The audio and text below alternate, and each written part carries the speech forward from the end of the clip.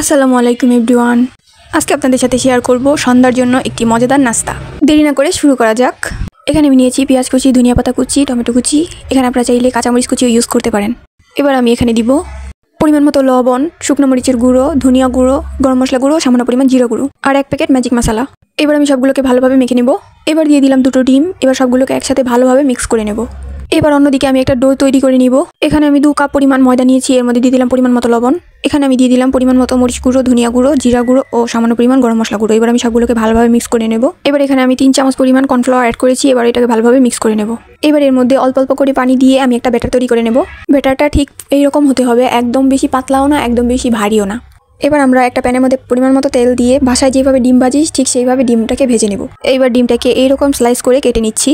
এই তো সবগুলোকে আমি কেটে নিয়েছি।